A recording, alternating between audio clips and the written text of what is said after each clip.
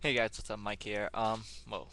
So as I record this video, it's actually Friday night slash Saturday morning. It's just some news. Oh, wow. Avengers versus X-Men #1 actually came out this week. I actually don't have my copy yet. I pre-ordered my copy, but they didn't ship it. They're shipping it next week actually. Just a mix-up, not a big deal. So I won't be actually reviewing my copy of Avengers versus X-Men #1 yet. I've actually read the book. I want to do a review of it, but like I rather have the book before I do it, so my video is gonna be a week late. Not a big deal.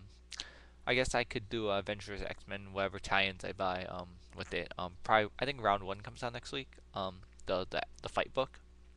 The first issue was actually pretty interesting, but yeah. So I won't be able to reviewing my issue. But I have a couple of videos coming up. So today I'm actually right now I'm gonna be reviewing Amazing Spider-Man number 683.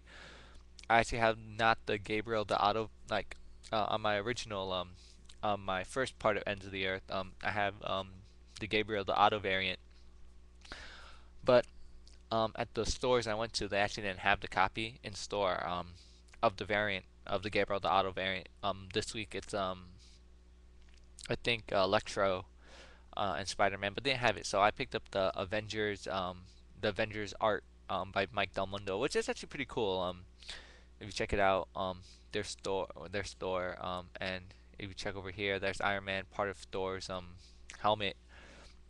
Hulk is there, the Avenger symbol. It's actually a pretty cool cover. So Amazing Spider-Man number 683, End of the Earth. So it starts off, if you remember last off, Spidey just suited up in his new anti-Sinister Six suit. So it starts off with 2 weeks before End of the Earth actually starts. And it's Doc Ock sending his Sinister Six out to collect some gear. And everyone's like, "Why are we doing this? Whatever." So you find out Chameleon he picks up Iron Man armor.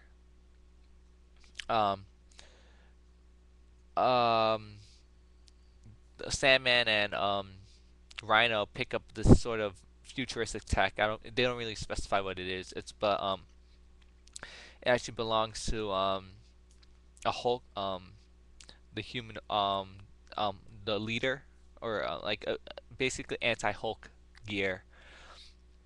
And Electro picks up a tooth from the Fang of Jormungandr, so which is like a Asgardian artifact. And basically these are anti-Avenger weapons, as you can tell. So we then move on to present day. Doc Ock has made his plan abundantly clear about the whole nuking the Earth and trying to make a legacy. And you see the president, Stephen Hawking's, Al Gore, sort of talking about it, and Spidey, the Cap, and Thor show up, and you know, Cap and they're discussing. Spidey's like, how can you do this? This is ridiculous. You know what happens? Spidey punches Al Gore in the face, knocks him the hell out, and you find out it's not actually Al Gore, it's the Chameleon. And Spidey lets him know. He's like, you know how I knew? Because his gears, his helmet is actually, he tracks, um, he listens to the heartbeat of everyone in the room, and is specified to the Chameleon. So like he's been preparing for this fight for so long, and he borrowed one of Daredevil's moves. Daredevil listens to heartbeats. That's how it differentiates between people. Well, he listens for the chameleons. Found the chameleon, and then you see Doc Ock. He's like, "Oh, my bad," essentially, and then he sort of reverses the the he's gonna use his satellites to sort of do something. Iron Man is in space. He's trying to hack into these satellites, but he can't. And you see the people at Horizon Lab trying to help out too, but their power gets shut down. And then you find out that Jonah shut them down. He refuses to let them do anything because he thinks they're a menace. But they're trying to help, and Max Modell, the head of Horizon, tells them like, regardless of what you try, we're gonna make a difference. We're gonna try to help society. And Jonah's being Jonah, just being a dick. And then you see Iron Man, he tells him, I can't hack into this. They're using a different frequency. I can't do anything. And Doc Ock essentially reverses global warming using his tech. Um, so you then see the Chameleon. He technically they let him go. The UN let him go. Because the um Doc Ock sort of demanded it. So he gets to go. And Silver Sable, she's part of the UN too. She's the leader of her country. She's gonna keep an eye on the situation, help out Spider-Man. And they and you see that, Doc Ock meets not the Chameleon meets the rest of the Sinister Six on an island somewhere. And Chameleon's wondering why, and then he looks on his shoulder. He's like, "Oh, there's a spider tracer. Spider-Man's been following them." And the Avengers show up, and he's like, "Do we have a plan?" And Spider-Man's like, "You know what? We just smash the shit out of them. Like, take them one down one at a time." And Hulk is down with that, Red Hulk. So, the Earth's Mightiest and the Sinister Six SmackDown is probably one of the best splashes in comics. No, it's just Avengers versus the Sinister Six, and it. You think the Avengers will win, but in the beginning of the issues, the Sinister Six is sort of prepared for this. See Hulk, he decides to fight Doc Ock's robot. Hawkeye fights Mysterio and manages to tie him up in a net. Electro takes down Black Widow in the Quinjet, and he takes down using his powers. He's made of electricity, and he tries to take down Spider-Man, but Spider-Man has an electro-proof suit, a rubber suit, and Thor sort of sucks him up into a hammer, throws him into the sky, because he's Thor. And you then see the Rhino, and he manages to actually stab Thor with its horn because he's using the horn of the Midgard serpent, Jormungandr, or whatever it is, which is actually able to pierce Thor's godlike skin. So Thor's down for the count, and then Iron Man is fighting Doc Ock, and Doc Ock manages to take down Iron Man. How? Because the armor that they found, that the Chameleon found, was actually futuristic armor. Iron Man armor from the future, so Doc Ock already knows how to shut down Iron Man. He shuts down Iron Man.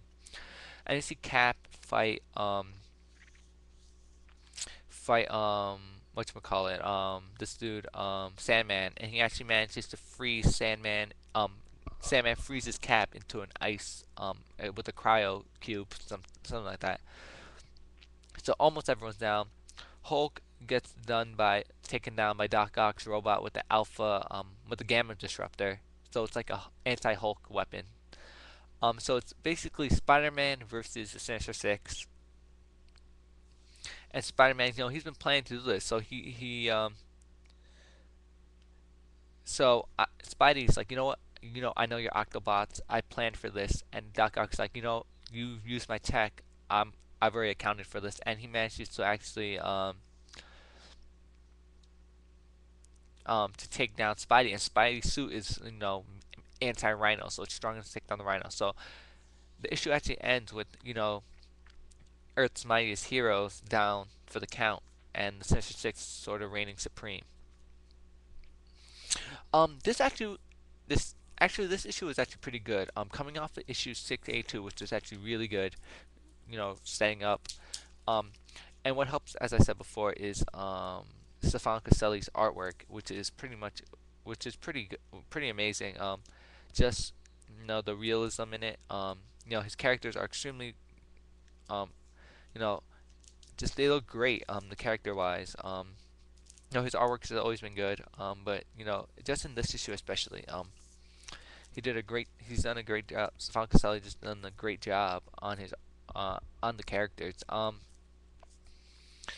Story wise, it's actually pretty surprising to see the Avengers lose this skirmish with the Sinister Six. You don't really expect that. Um,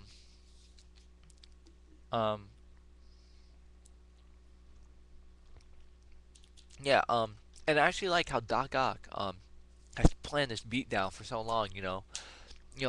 They hinted at it in issue 682, but when you see it, Doc Ock has been planning it so long. He's not letting anyone stand in his way of leaving his mark on the world. Um, I'm kind of surprised. that they let. I mean, I'm super excited for this event. This event is starting off with a big bang. Story wise, super solid. Art wise, amazing art. Not much else to say. You guys should check it out. Even if you don't get, just even if you don't buy comics, check it out. If you go to the comic store, just browse. There's nothing wrong with browsing, perusing. This issue is awesome.